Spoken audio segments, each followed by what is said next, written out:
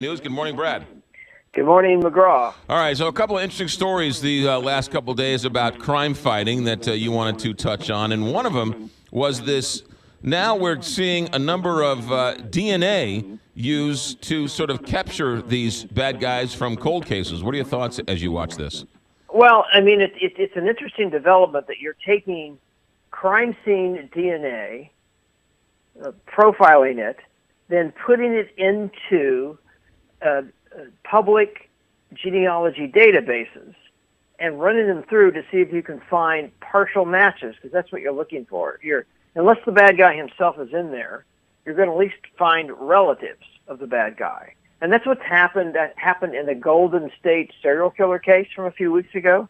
It happened in Lancaster, Pennsylvania in the last week or so, where they did exactly that. And then they go through the family tree, McGraw, to figure out potential suspects.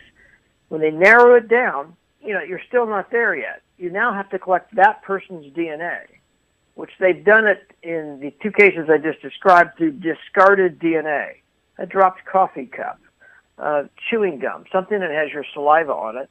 They grabbed it, they swabbed it, and then that's where they got their match. What about privacy concerns, right? Last week or so, the Supreme Court overturned a case where the feds and the government went to the phone companies, figured out where your phone was through your GPS, and then narrowed it down that way. Yeah, and that's a little bit of a different issue, only from the standpoint that when you and I enter our DNA into a genealogy database, we sign a release saying that other people are going to search your DNA, looking for relatives, looking for whatever. So that's one component. I'll tell you something about the cell phone thing briefly. The reality of that is law enforcement just abused that, and now they're going to make them get basically a warrant to do it, which is no big deal. It just slows you down a little bit. And if you look back, I guess the DNA is sort of the 21st century fingerprints, right? I mean, years ago, you would put your fingerprints into a database, and it would pop up where your fingerprints are. Well, correct. But, the advantage you have to this is it gives you a larger chunk of the population that are probably not in any criminal databases. And so, and that's what's happened in the case in Pennsylvania, in the case in Northern California, the serial killer. They didn't have anything on file, no DNA on file. And so as a result, you got no hits. If you went into CODIS, like at the FBI, you get no hits. And so it adds potentially millions of people you can take a look at.